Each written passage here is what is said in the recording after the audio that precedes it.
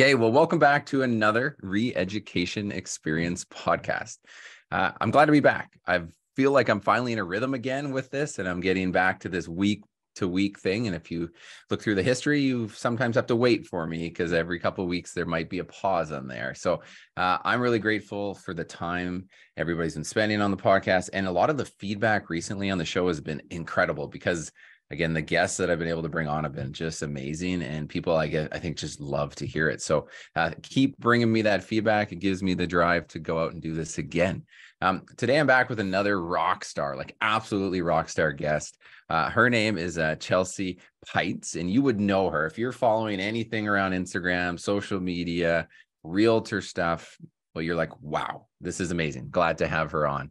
I'm going to give her a quick little bio for those that don't before I kind of welcome her to the show. So just guys, listen in. So maybe you don't know this. She was a realtor going all the way back to 2001, right? 2001, she says before Facebook, right? That was my journey too. A lot of my climb in real estate was pre-Facebook and then kind of lucked into the early days of Facebook, which was a little different than it is today, right? She spent a whole decade out there grinding it like us as realtors and figuring this business out. And then all traditionally, right? All before real estate, agents basically took over and broke social media. So she didn't grow up in that Internet of Things, I think is a term that you've used, right? And then of course the changing landscape. She now though is no longer a realtor. And I love this term. Calls herself a human-centered real estate marketing coach. Whoa, like that's a heck of a message, and we're going to unpack that. So if you don't follow her already, it's just simply at Chelsea with ChealSea, right? Close. CHELSEA. Yes. Oh, I got an Put A it in the show notes. We'll put it in the show notes. Put it in the notes. Yes. Yeah. Peitz. So Peitz. She says this, and I think everyone probably has a bit of this in them. Coaching camera shy real estate humans to show up online, which is the first part, but with heart and humanity, not hustle or hacks, confidently captivate and convert with video. I mean, that's pretty awesome. So many of us who are struggling to get going on this, I think you could listen to that and realize, I think I need a little more Chelsea in my life, right? So I found her for a while, and despite she's now near 60,000 followers, always been amazed at the time that you dedicate, Chelsea, to interacting and commenting and dropping DMs to people like myself, far, far removed from like the day-to-day life of who you are. And which just shows that you practice what you preach in such an incredible way. So, I mean, I got to thank you for that. And I don't know if you get heard that enough, but the bio's not over, guys. Chelsea, she runs an incredible podcast, and it's the simple one, the Chelsea podcast show, or the Chelsea Peitz podcast, over 150 episodes. So she knows what she's doing, and she's had the guests, and she's spent a lot of energy. So if you don't already follow it, please do. She's partnered with a prior guest of ours here on the Re-Education Experience, Giselle Ugarte. I think that's how you say it. And she's coached many of my own agents, and I've directed a lot of people over to that and the Real Estate Content Accelerator. It's a pretty killer program. I think you guys just closed registration on another one. Is that right? Or are closing? We did. Yes. We do it every quarter, and we have a wait list, which we're so honored and blessed. We cap it at a certain amount of humans in each and every cohort, and we have a really, really good time. It's a fun time. So yeah, we just closed registration on our second one of the year, and we'll have 2 more coming up in the last half of the year. I love it. I love that format to just like bring them through, or, just get them and push, because we know agents need not more stuff to consume, but something to actually execute on. Right. So, I mean, along this journey, she also wrote a book. Now, this is just going back like just over a year, right? 2022, I think, is when it went published. Is that fair? I think my second one was 2020. I think it's all a blur. 2020 and after that, are we even here? What year is it? Don't know. But somewhere in the last few years, I published a book. How to create engaging social media content that builds your brand and gets results for real estate, right? So, I mean, again, why is she on this podcast? I think it makes a lot of sense already. So Oh, a lot of amazing stuff. I could go on. There's a lot I don't know about you. What did I miss that is relevant to kickstart this? Because this will probably be a new set of audience for you among what you already have in front of you. Well, thank you so much for the invitation. You hit a lot of really important points because I am really passionate about giving people permission to do things the way that feel authentically right for them. And that's, I think, what really makes me different in the world of speaking and training and educating and coaching is that I'm not somebody who's going to tell you have to do social media or videos this specific way. I'm very human-centered. You hit that nail on the head, which means I'm about creating relatable human content and remembering that we are human beings who happen to sell real estate. We're not realtors that happen to be human beings.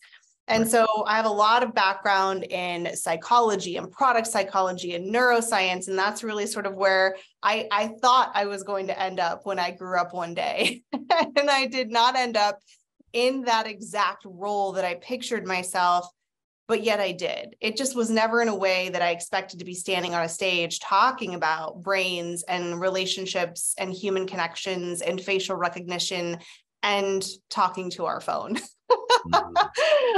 So I'm really passionate about that. And I love talking about how to create marketing and personal brands that are highly relatable and not necessarily remarkable, because that's where a lot of us get caught up in this belief that we have to do something that's exceptional and extraordinary and remarkable. And while each and every one of you listening is a remarkable human being, what happens is we overlook the very human things, the mundane, that really connect us.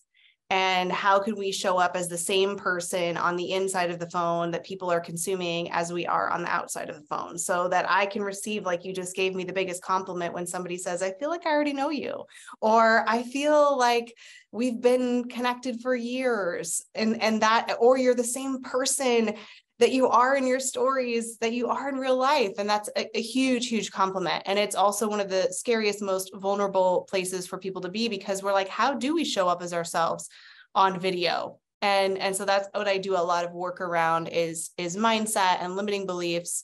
And oh yeah, by the way, a little bit of social media. Fair enough. I mean, yeah. So I actually just finished running a workshop that I run called the 6-Figure Blueprint. And we just like an hour ago finished our sixth session. And one of the questions I asked these agents as I'm really trying to help them build a bit of their organic social and a little bit of a framework around it. And I posed the question, what percentage of yourself do you find you're showcasing to the world? Right. And the percentages are always incredibly low. Right. Then I asked the second question, what percentage of your personality are you showing to the world? And that was even lower, right? It was like, and then, so when I say those two things, where do you go with that? How do we take that and just like upgrade? It's not like we have to show everything, but it's like, there should be a larger percentage of the ups and the downs and the wins and the losses. But how do we do that as, attempting to be perfect humans, right? Personality and perspective and lived experiences and your stories and your opinions are literally the only original content we've got. Every real estate human on the planet has done a market update and will do a market update. And there's nothing wrong with that. You should be updating people about the information having to do with their marketplace. But if we don't have you in it, if we don't have your hot take, your here's what I think about it, your advice, your expertise, we aren't going to be able to form an emotional connection, that bond that's happening totally unconsciously through technology that the majority of us probably listening to this program did not grow up with. And yes, as a 40-something adult mother, I thought it was odd that I was feeling like people that I'd never met before were friends of mine. I'm like, how responsible is this? Because I didn't grow up with it.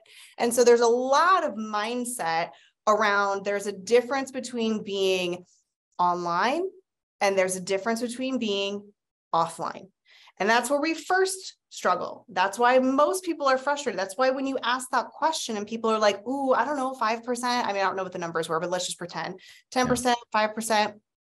because we're showing up very differently online than we are offline, which is why you're frustrated, why you're not converting, and why it feels like a struggle and why you're not enjoying it. And it's not bringing you any joy. It's also the really scary part, because if you're going to show up the same way in the phone as you are out of the phone, then you've got to be vulnerable, which means you got to be imperfect. And we are taught very much the opposite of, you've got to be exceptional. You have to be extraordinary. You have to be a one-of-a-kind brand. You have to be a persona. Look at this person. They're so successful. You should do it like them. And we end up sort of copying and pasting the personas of other people that we're admiring, that we're already following in the feed. So it is really hard to be self-aware. It is really hard to be authentic, which is one of my least favorite words because it's overused and underexplained. And it's hard to do that because that's not what we're used to or what we think we need to put out to the world. So it's about bringing us back to the question of what would you do in real life, which that phrase in and of itself we could talk about, because social media is real life, like technology is real life. We're never going back. Do I think it's as good? 1,000% no. But all of us went through a pandemic, and all of us talked to friends and family and said, I love you, through a screen. We had to, right? And so nobody's going to say, oh, the fact that you didn't see your parents for 3 years, Chelsea, which I didn't. I literally only saw them through a screen. And I said, I love you guys and I miss you and I can't wait to see you again. Nobody would be like, well, that's not real. Of course it is. It's different, but it's not real life. And so we're not ever going back, because you and I are on Zoom right now, and this is just too darn convenient. And so we're not going back, right? We're never going back. And so it's not about replacing. It's about how can we be the most human through technology so that when people do meet me, they're already invested. They're like, oh my gosh, you're our person. Like, Darren, we've already watched all your videos. And you're like, you have? Because I've never seen you make a comment. Oh yeah, no, they've just been lurking with love, connecting while consuming, and not even leaving you a metric to let you know they were even there. So I'm really passionate about helping real estate humans show up online as they do offline with heart and humanity. And like you said, not the hustle or the hacks. I say this thing like it's like you're speaking into the black hole of the internet, right? And like you said, that this connecting, not like consuming, not connecting, and like it sucks. That part of social sucks in the sense that you put this vulnerability out there, and the engagement, levels and the algorithms, what the whole combination. More people are passively viewing your story, right?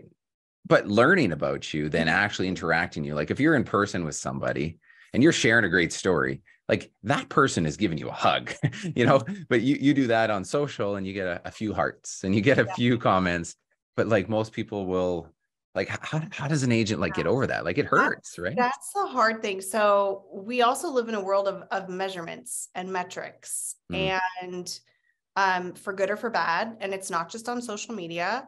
But views don't equal value, right? And so I constantly am telling myself, because listen, I'm human, and there's a reason that they have likes. It's a dopamine hit, right? They know what they're doing. These products know exactly what they're doing and how to get you excited and do it again and feel bad. Oh no. And like, here's the thing. We cannot take social media out of it, right? We cannot measure the things that matter. I can't tell you the ROI of my dog. I love my dog. My dog brings me joy. I love it. I can't give you a percentage, right?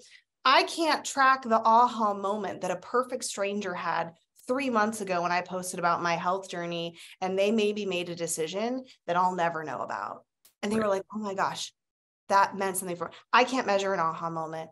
I can't do that.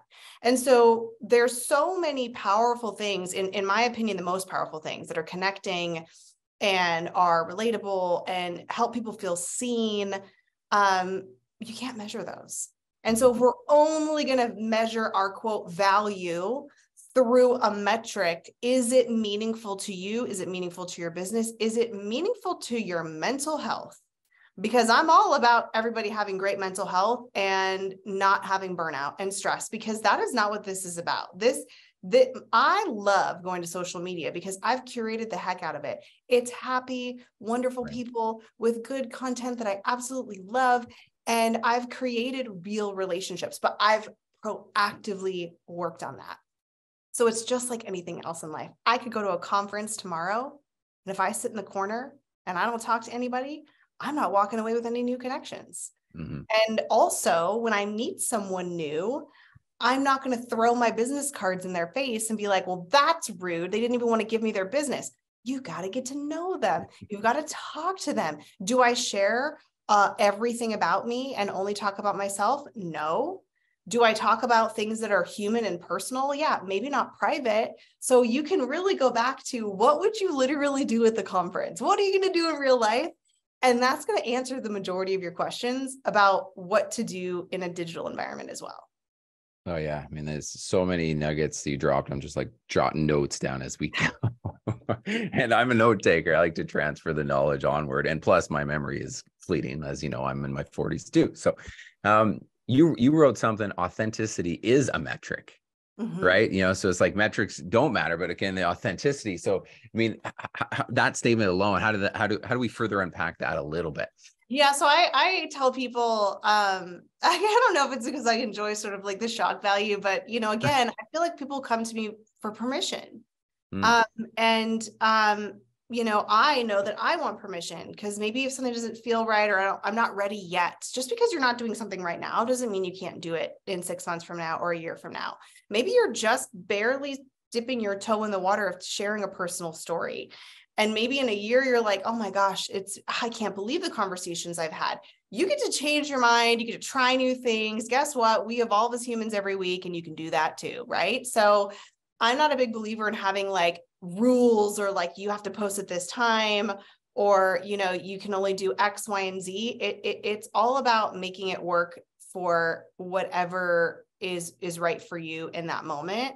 And so it's important that you are aware that you can make this your own thing, and however you want to do it. You may never want to look at a metric. Somebody was shocked the other day when they're like, what metrics do you measure? And I'm like, I don't.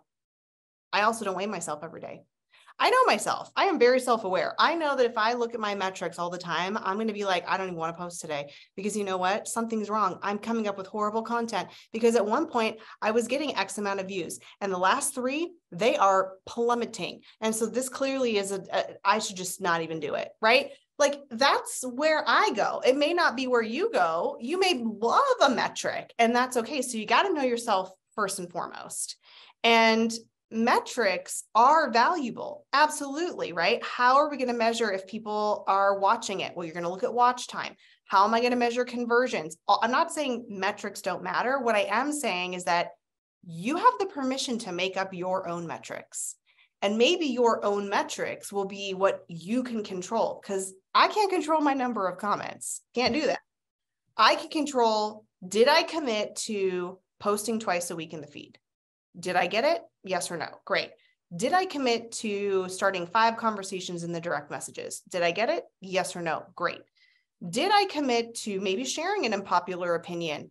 And I did it. And that was that. And I was like, yay me. Okay. Did I post something and not watch it back? I know that's maybe not the best way to do it, but y'all, I didn't watch myself back for 5 years, because I knew that if I watched myself back, I would not do it. So you can make up your own metrics. Who said that we only have value based on what our views are, or what our conversion rate? Does that matter? Heck yeah, I want to know I'm converting. But I also know that I can make up my metrics and what is meaningful for me in my mental and emotional health in the season of my life, because we all have seasons. You might be launching something new. You might be starting a new office. You might have lost everybody on your team. You might be taking care of a parent who is unwell, and you may not want to measure anything at that time. So you don't have to, right? Like, you can flow with these things. And I just look at it as, what would I do if social media didn't exist? So 23 years ago, my broker would say the same question every day. Because, back in the old days, when we went into the office every day, I know people still go in the office, but by and large, we probably, don't see as many people going in every day, right? So I would go in, and he would say, how many people did you talk to today? And on a busy day, I was like, oh, busy day, back to back, 3 people. I was like, I had coffee And then I went on the broker tour, and then I had a client meeting, and then you were done because you had to be there in person. Yeah. You had to actually go somewhere. And it's the same principle. Social media is not the destination, it's the vehicle. I'm still talking to people. So you get to make it whatever you want to make it. And if you don't want to post ever, that's fine too. You can build a relationship in the direct messages. It's literally your phone and your email. That's all it is. But you don't need a phone number and you don't need an email address, which is kind of wild, right? So it can be whatever you can do at that moment of, I'm going to make it 90 days. I'm going to talk to people every day. So it's just a different type of being in the physical world with using a little bit of technology. So it doesn't have to be, I mean, if your goal is to like get 100,000 followers, okay, great. Well, we're going to have to post a lot. We're going to have to do this. If your goal is to create business and a sustainable lifestyle, you may or may not need to do that. So it really just depends on what your goals are. That the comment you made about relationship in the DMs, I think is so overlooked. I mean, you see Instagram's attempted and keeps throwing the notes feature at us, right? And if you look at your own feed, you realize how few people are even using it, which tells me there's just so few people that even get to their DMs. And I'm like, which just shows again the passive Netflix viewer we are on social versus the engager. And like you're saying, why not connect and put a challenge out to DM 5 people to build that relationship. And it's so surprising to me that tool continues to just be, just missed. And I don't know why we're doing that. Well, because it takes effort, let's be honest, it takes effort. And here's the thing, and that I'll talk about sort of algorithms and DM. We'll get into the tech side of it a little bit. So what's really interesting is that Instagram has been doubling down on direct messaging. And as you mentioned, they have notes, which kind of hasn't really taken off, but they're trying all these things. They are really focused on how we're using direct messages. And I won't even go into the reasons why, but it's, business decision. But also what was really interesting is I like to research all this stuff. I pick out the little things that a lot of the other people don't talk about. I'm like, oh, wait a minute, this is an interesting point. They were talking about sharing and how we share more content now in a DM, in a private environment. Maybe I'm sending something to a friend or my group, my chat group, whatever, then we share in the feed. And so DMs have become the main place that we hang out, that we talk to people more so than commenting. So that is truly the conversion engine. And so when people always tell me, like, if I'm going to do one thing on Instagram, what should I do? Which is kind of, hard for me to pick depending on what they like. But I was like, listen, conversions, stories all day long, 100% your conversion engine. Because one of the reasons that happens is because the direct communication and the ability to have that direct communication with someone and nobody else sees it. Like, people see your comments in a forum. And when you're in that environment, and the psychology behind seeing somebody in what I call their sacred spaces, their living room, their parked car, wherever, right? It's unedited. They're in their sacred spaces. It's like you get to watch the reality show, but also talk to the person while the episode is airing.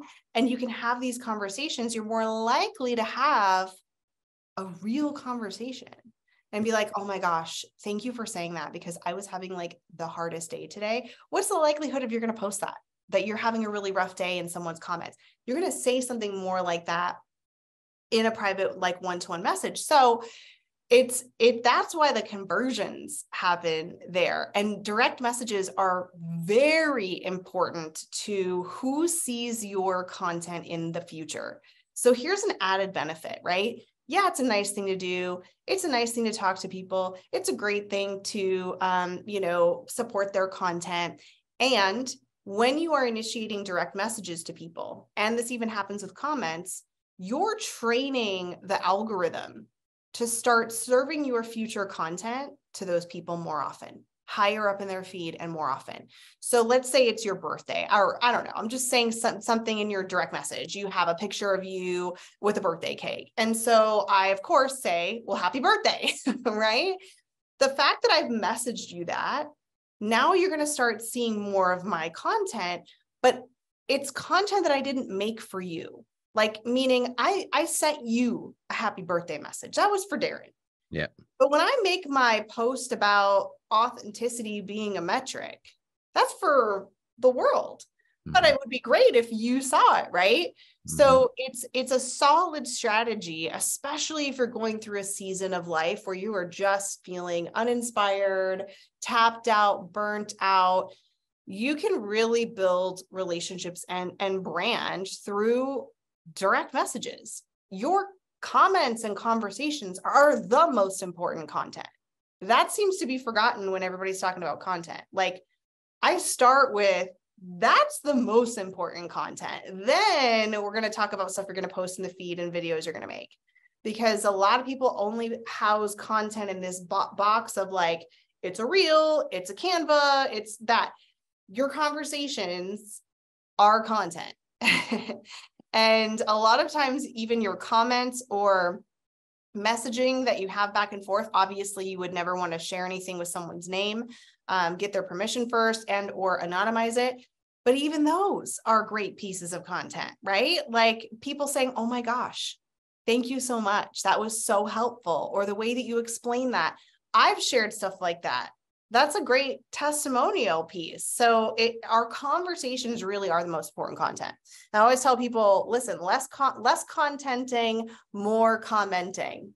And which is ironic because I wrote a book about content. So I believe in content, but I'm always like, okay, you have permission, less contenting and more commenting. If it's not bringing you any joy, if it is bringing you joy to make content every day, I love that for you. You know who that doesn't bring joy to? Me. I also don't batch my content. I would love to. Right. Well, you used to, I think when I went back through the history and I'm watching, checking, researching for the podcast and bring you on, there was a moment I think you said, you know, I batching content would be a great thing. And then later on you go and say, this is not for me. Because obviously you are practicing what you're preaching. You're attempting these maybe efficiency-based models. And then you realize that's not my gig. And that's okay, right? Like it's more than okay. The takeaway is you got to try it to know, right? Yeah. So it's one thing to be like, I don't think that's for me. But you got to try things and more than once. And let me tell you, I will tell you, batch creating is way better than in the moment. And I prefer when I do have that spark of like, oh my gosh, I can create 3 videos. It's magical. I love it. And so I'm not saying it won't work for me or that I shouldn't do it. Like I still try to do it, but I also know that like my good friend, Katie Lance, she can sit down and write a year's worth of posts. Oh, I'm jealous. I wish I had that ability and I just don't. And so I have to honor, because what I find is I get so frustrated. Why can't I do this? Why isn't this working? This is how I should be doing it. I know I can do this. And so you have to sort of try things and know what works for you. And sometimes you make a hybrid and sometimes you're like, you know what, I'm in a season of life right now where it's not going to happen. And you just do what you got to do or can do. Yeah, I've been through that too. And I've had moments where that's gone really well. And then, And then maybe it is the lack of engagement that knocks you down a bit. And then you're in this season, like you said, that says, you know what, that's like, it's beating me up a bit. And then, switch to something that's a little healthier for you at the moment. Right. And that's okay. Right. In your book, you broke down 3 phases, right, of kind of like going through this content journey. And one of them was build your brand, right? We were talking about this. One of them was build your content. And one of them was build your reach. Was there a reason you went brand, then content, then reach? My first thought when I saw this, I saw brand, content, reach. And I was going to say, well, why not content, brand, reach? And that was the first thing that came to mind. And without a lot of thought, that was where my knee-jerk headspace went. So comment on that a minute. I think the hardest part of marketing in just the large grand scheme of things is figuring out who you are and how you're going to show up. And the easier part is making content. The easier part is doing the things that you can optimize and whatnot to try to get reach. And let me create a cool hook and let me make sure I have my hashtags. And the really hard part is the self-awareness part. And I truly envy the people that feel like they really nail their brand. Like for me, that little bio section that you read, that took me a long time to really evolve into. And so for me, if there's anyone out there who's like struggling and feeling like it's really hard to articulate, like, what is it that makes me passionate? What is it that makes me tick? What is it that makes me different? Know that I have gone through and will still go through, because I'm writing a new speech right now. Every time I do a keynote, wow, is it a process? Like, I am like, this is horrible. What am I doing? I can't believe that I even started this. Like, I got nothing is coming out. And I can't force it. It's just, I will have at some point a breakthrough. So that will happen. And the more you kind of think about it, the more you try things on, because I try things on. And I'm like, you know what, if I'm going to be a keynote speaker, I better start calling myself a keynote speaker. Right. And so things of like trying things on, seeing how they feel, and trying things out. But I really believe that if you can figure out a little bit about who you are and what you're passionate about and who you're serving, it's going to help you make the content. So a lot of people are making content and making it for everyone, or trying to make it for everyone.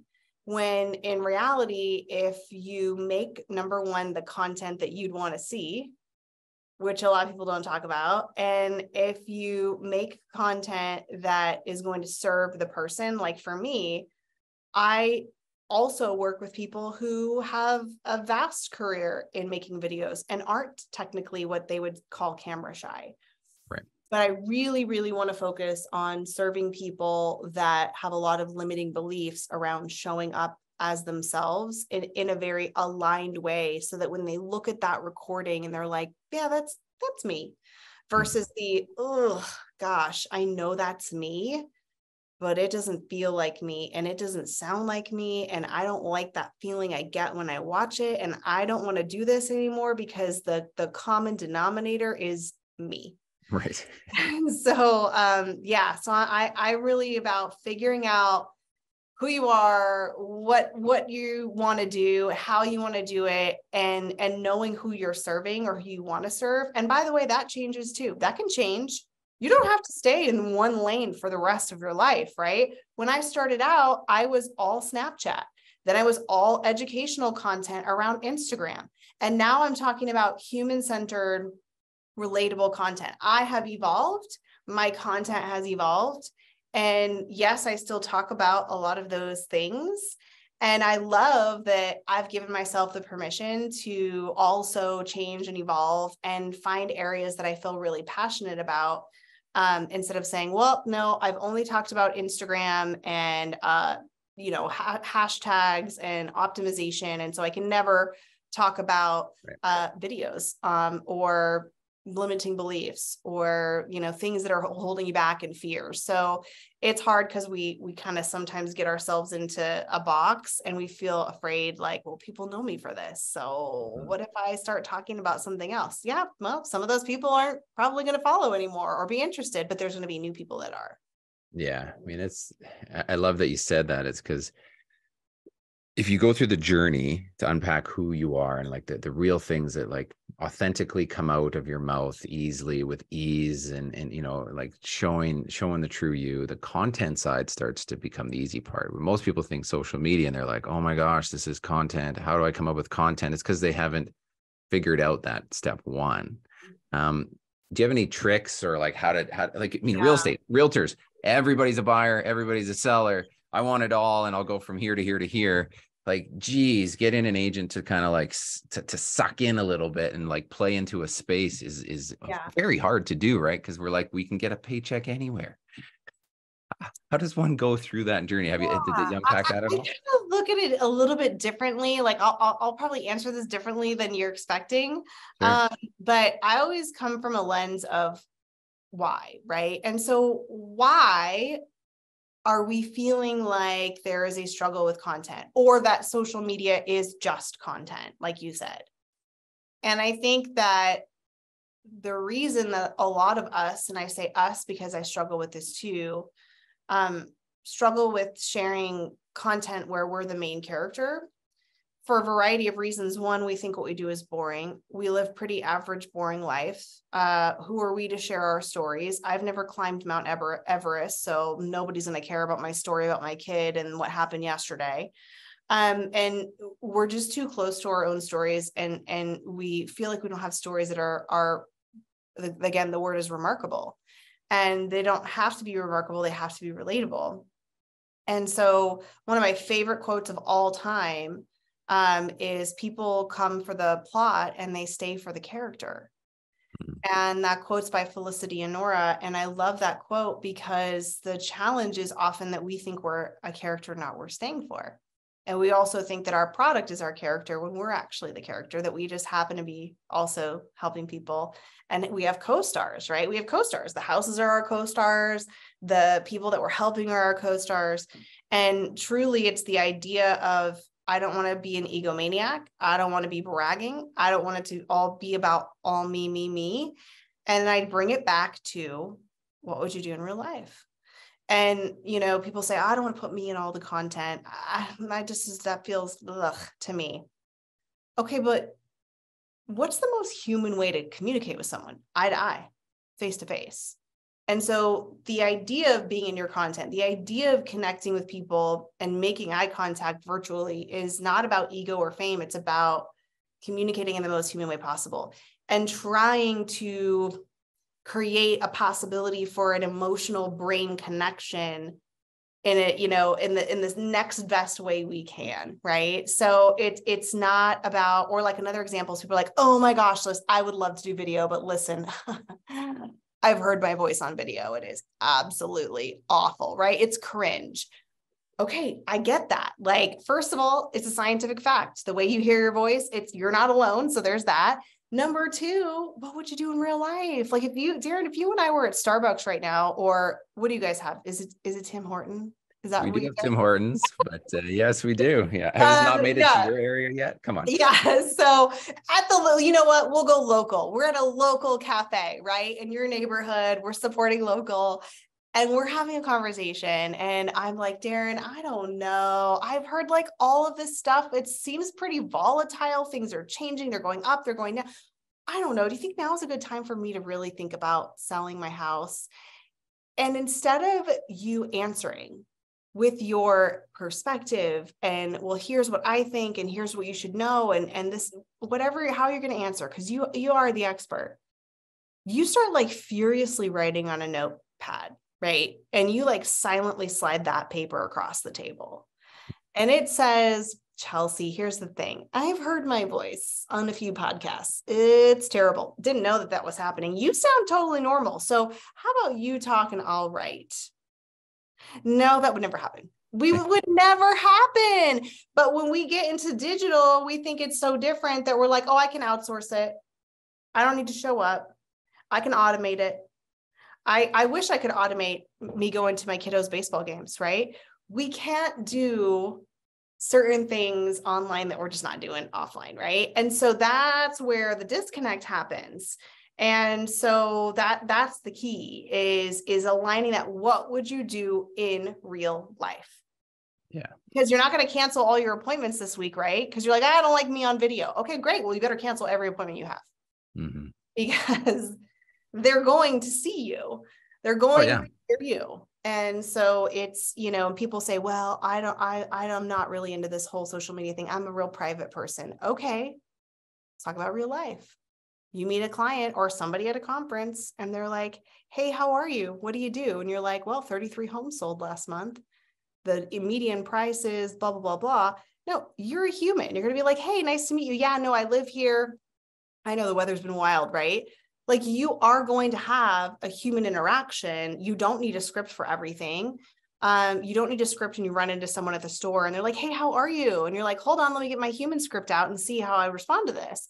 So there's a lot of things going on in our head that are keeping us, and there's excuses, right? And I'm not going to do it because I have an excuse. Okay, but what would you do in real life? I mean, So, it's just to get over that. I have people tell, like, again, my own voice. I actually don't like it. But then when I have people say, Darren, can you do voiceovers for me? You're like, whoa, yeah. okay. Like, you're like, it's a completely different world. And we all have this version, right? I mean, Mhm. so if you've got the brand figured out and you're, And I want to driving be some, clear. I don't mean like logos and all of that. And I just to let yes, everybody know, I just got a logo done. I mean, years I have had a brand. And so I'm letting you know, like, you have permission. You don't have to have a brand packet or a logo media kit or whatever it is, right? Your brand is what you stand for, what you believe in, and your vibe and how you're going to do it, how you want people to experience you. That's a brand. Okay. So totally. just to be really clear that it doesn't have to be buttoned up and let me get my website. I literally just got a website a year ago. Yeah. People are like, what? I'm like, yes. And in spite of my attempts to not be found by the world, I was still found without a website, without logos. So it doesn't have to be a brand. It can be you. You got to start with that. I really love that you say that, because there is this, like, there's just this constant talk about brand, personal brand out there everywhere. And there's speakers and the podcast circuits and the keynotes. But then when you people just get caught up in the wrong thing about that. It's back to, like, who do you serve? Who are you? And that's like what you and I are talking about right here. And that's, of course, what you spent a lot of energy on putting this book together. Then you went into content. So it's like, okay, we could speak about content. I wanted to skip the content and go right to this reach side of things. I mean, of course, so I use the term maintenance and growth. And I say maintenance is like to keep attention share and eyeball share on the people that are following you and your database. And like, that's stage one. Make sure nobody forgets about us. And then there's this ability within these platforms to grow it and to build reach. I mean, if someone's feeling like they've got a reasonable maintenance strategy going, they got this kind of figured out, giving themselves a 7 out of 10, where do you go if you're coaching them towards the reach? Let's impact more people. Any take on that? Absolutely. Since I've written the book, it has gotten a lot easier to influence your reach. I call it captivating and attracting new perfect potential clients. Okay. So our goal is, yes, we want to build the relationships, deepen those relationships, stay top of mind with the people that know, like, and trust us. And wouldn't it be lovely if we could also captivate some new humans that we would love to work with and do that through our content? So I'll talk a little bit about the algorithm and how it has shifted. And it's honestly the best thing that has ever happened to your content. Nice. That's good, because most people think algorithm and, like, they're mad at the algorithm. Yeah. So the algorithm actually is helping you win now. Okay. So before I get into the algorithm, I just want to back up and talk a little bit about the boring foundational stuff, because I know people love to get excited and make the content. And they're like, how do I do these reels and da, da, da, da. But I'm like, but wait, you have to know how this content is going out to the world. This is going out to a lot of people that don't know you. In fact, over 40% of the content you are shown in your feed in Instagram is from people you don't follow. That means your content's going out to people that don't follow. On YouTube, you're looking at content from people that a lot of the times you don't follow. On TikTok, that's their whole model. Even on LinkedIn, what people don't realize is LinkedIn is like the original TikTok. That was the first place where you were introduced to people that you'd never met, that were friends of your friends, colleagues, people that were commenting, and you would connect in that way. And your content would be shown to those people.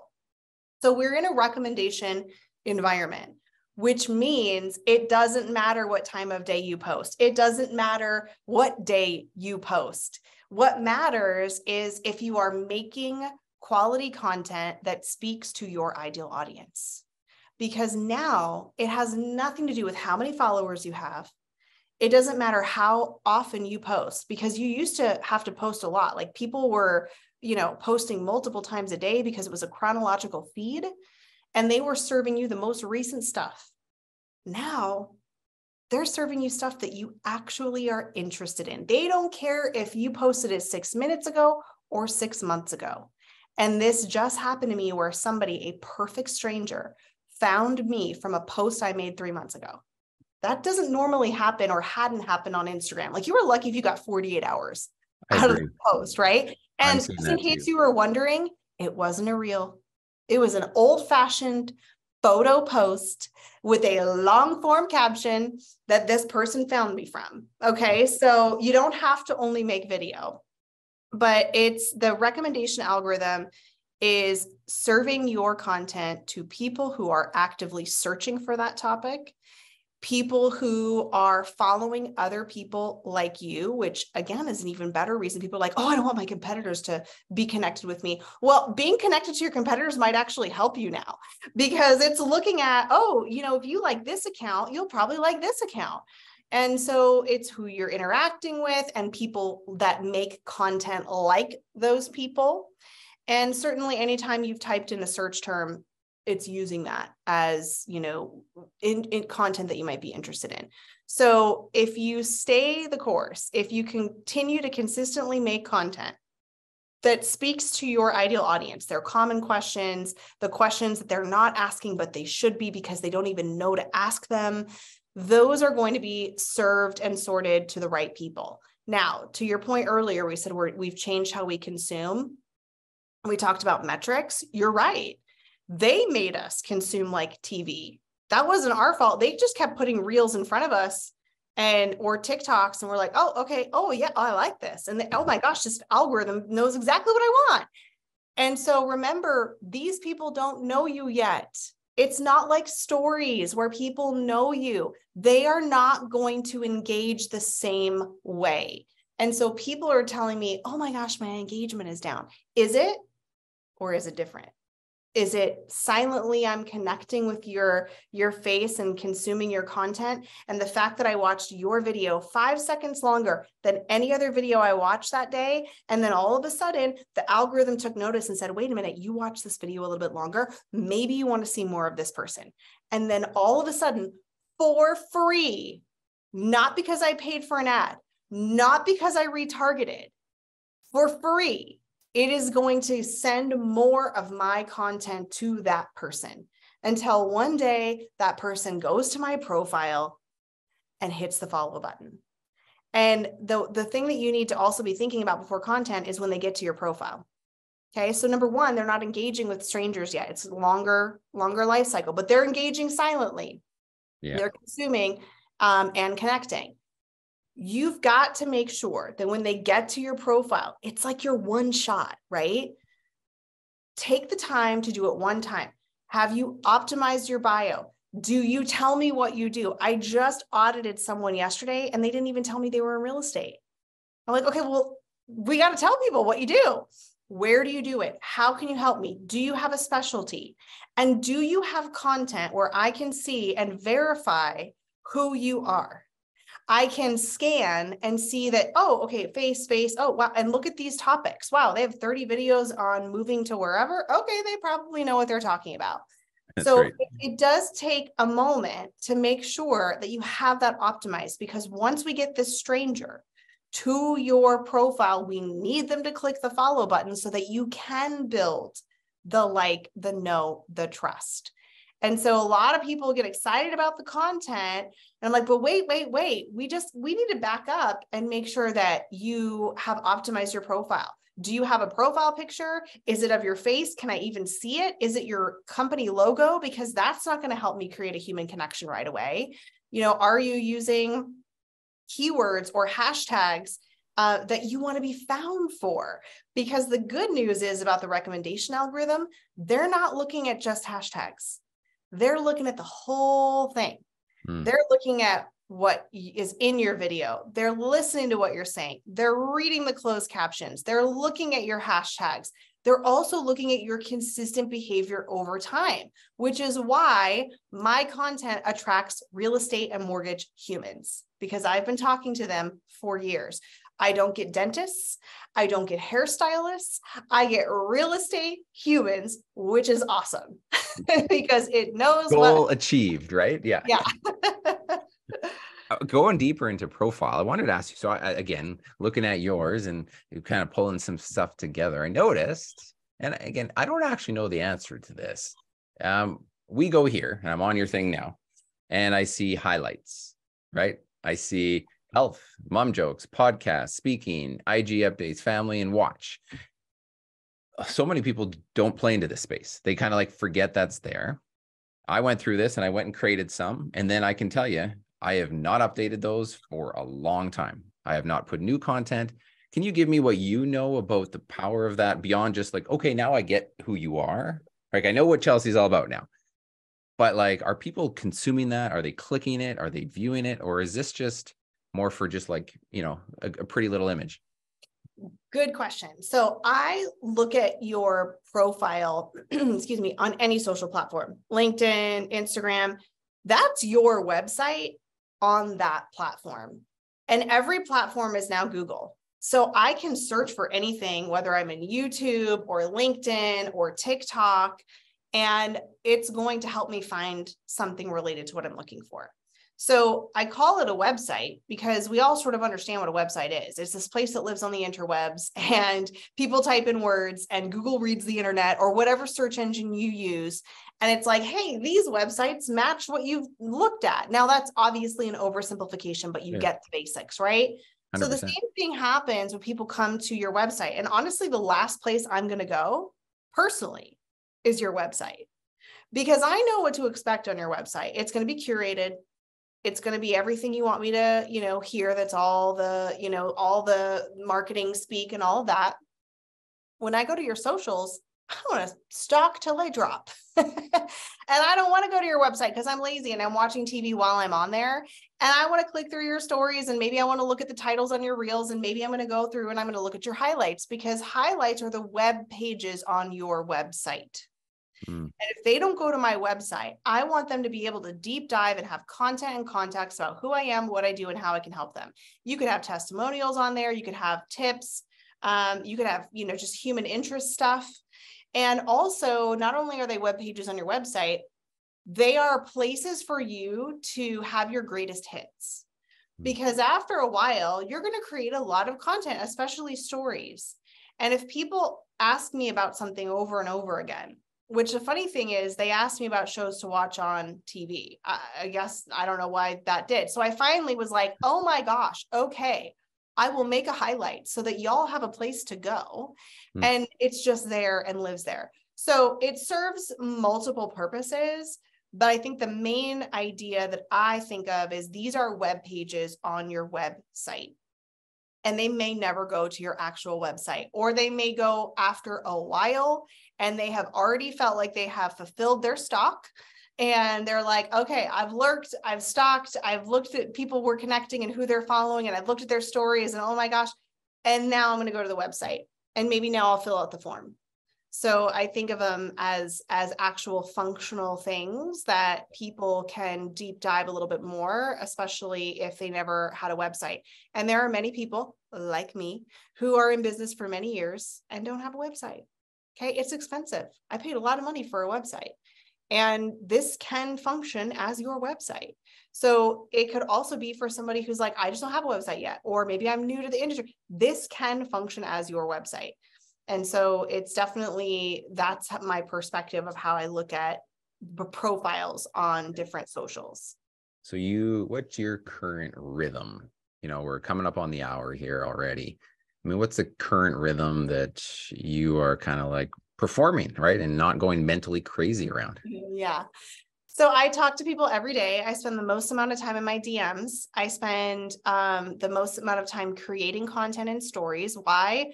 One, because I love it and it brings me joy. And I am all about whatever brings you joy. I don't love making posts in the feed. So I lean in to what brings me joy. And also it's faster for me because I don't have to create a graphic. I don't have to think about a caption. I don't have to edit anything. So I love stories. And so I spend the most amount of my time there. I post stories every single day. And then I post twice a week to the main feed. And I try to mix it up. I'll usually do a reel and then I'll do a carousel post with some sort of like tip, and it's like a text-based graphic. And then sometimes I just do old-fashioned pictures and, story tell in that caption. So that's my cadence, is twice a week in the feed. And, for years and years, it was once a week in the feed. And that's okay, because you can still create incredible relationships and still create an incredible business by having relationships with people in the direct messages and supporting them. You don't have to always be making content. And like at the end of the day, the platforms, they don't need your content. They just need something that you are keeping people or bringing people back to the platform. That's what they need. Yeah. And so if you make something that people sit there and watch for 30 seconds, that counts. And if you make something that makes somebody come and get a notification and they get a message and, oh, it was a nice message and it brightened their day too, great. They like that too. So your content doesn't have to be like this huge thing that you're posting. And I would rather have people not post than post something because they feel like they have to. Right. Because invariably you start to resent it and you're like, oh, I have to post something. I don't care. Just go here and pull a template and post it. And I know people aren't going to engage with it anyway. See, I told you, I posted it and nobody engaged. And so it becomes this cycle of like resentment. And so that's, nobody wants to be there. I mean, my journey is I'm just beginning with this. And I know I actually get off platform messages more on a lot of my content than on sometimes, because people are like, Darren, I meant to say something. And just because they were scrolling, they were just in the moment. Like you said, they were watching TV while watching your content. And then they'll drop me another message. They'll shoot me that email. I saw the video, and you just don't, right? You just don't know. And it's certainly not just about those metrics, of course, like you said, on platform. It's neat that it's a vehicle. It's the vehicle, as you said, to kind of like get there. One last thing for you. So, I mean, we could go down a zillion rabbit holes because you're so experienced in this. There are some people that feel like, I mean, they've been kind of working towards mastery within these platforms, and they're doing the videos. They're great and get stuff. They're in the rhythm.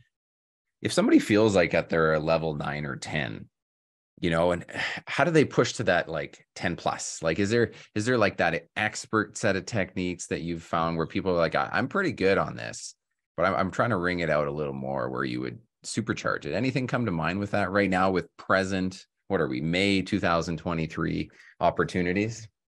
When I think of people that I personally know that I think are just killing it, right? They're just feeling good about I've got the camera comfort and confidence, and I'm consistent, and I feel comfortable on this platform, and I really know my message. And not only do I know my message, but I am communicating it in a way that is compelling, that is giving you my personality. So like, let's say that's like a 9, right? Yes. And then maybe the next step, and this might be different for everyone, depending on what your goals are, maybe your next step is, maybe it's time, if you are at that level, maybe it's time to find somebody to help you with the back end. Maybe it's time to find a virtual assistant, or maybe it's time to outsource. I just hired a videographer for YouTube videos because I don't want to do any of that. I don't want to edit. And I've been in this game for a long time, making videos for years. And so maybe that's where you want to find that up level, where you have processes and systems, or I should say more processes and systems, and help with doing that, because you've got to do the thing, right? You don't have to do the editing. You don't even have to do the scripting. You don't even have to put any of this up, but you've got to do the thing. So at some level, to expand, if you want to do that, it is thinking about, where is my time best spent? What can I do that only really I can do? And that's the hard part, because, we all think we can do everything better than anyone else, but you have to be really, really thoughtful. But really, do I have to do that? No, you have to give me your voice, and you have to be in the video. That's about it. That's about all you really have to do. And then somebody else can help you with that. So a lot of people, when they've hit a specific level, will talk about, how do I expand? How do I optimize my brand? How do I create more content out of one thing? So that, again, I can sit down, I can be the person there, and then I have someone who I've outsourced to that can help me clip these things up, put them on other platforms, take the video that I'm doing with this podcast and put it on a YouTube. And so that's usually where a lot of people go. Yeah. And I love how you say that. We're talking about the 9.5 to 10 person, that a lot of people think content, and they think what you just said is required of us. And it's so not. Like, there's so many rungs up the ladder before you need to consider those things. And you're not the first person with 60,000 followers to tell me that we're just starting to, stop editing this. And I'm actually outsourcing that. And I wish that message would ring through to, the agents with 500, people following them, to say, you just got to go do that and learn that. And then you're in a position to easily translate that skill, and you know what you're supposed to be doing, and you know what you can get that VA to do because you've been there, done that, and you've learned what's compelling, like you said, or you've learned, what's worked so far, rather than coming from a place of, I don't know, I thought I had to do this today, right? Yeah, absolutely.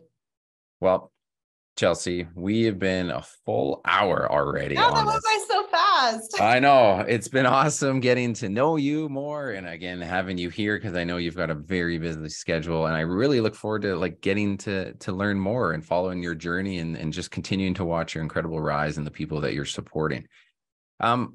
Where do most people, and where should they connect you, and what do you have going on right now that we should, kind of bring some light to? Oh, thank you for asking. I would love, if you are listening to this, drop me a message on Instagram. It's the best place to connect with me. Yes, you can find me on all the other socials, but Instagram is where I hang out the most. Feel free to send me a message and say, hey, I came from the show, just listen to you. I'd love to say hello. I have a whole bunch of free trainings as well on my profile. So if you are a little bit newer to Insta, there's free classes, free downloads. And I also have what's called Real Estate School, REEL. So it's all about how to create real estate reels, or reels for the real estate human. You can grab that course there as well. And also I am offering live coaching sessions every quarter. All of that stuff is on my Insta. You can always send me a DM, and that's the best place to connect with me. Amazing. I will go to town on the show notes and get all of that stuff in there as well for you. So again, with that, I mean, it was just been a pleasure. Thank you so much. That's been another Reeducation Experience podcast. Thank you, everybody who continues to play along and choose me to listen to and bring on with these guests. If you do, screenshot this, take a picture when it's on your podcast player, tag Chelsea, tag myself. We would love nothing more than to know that some of this is being consumed. And then, of course, share it to the people that could use this message, because again, we're all in this together. So that's it. And I'll catch you guys next time.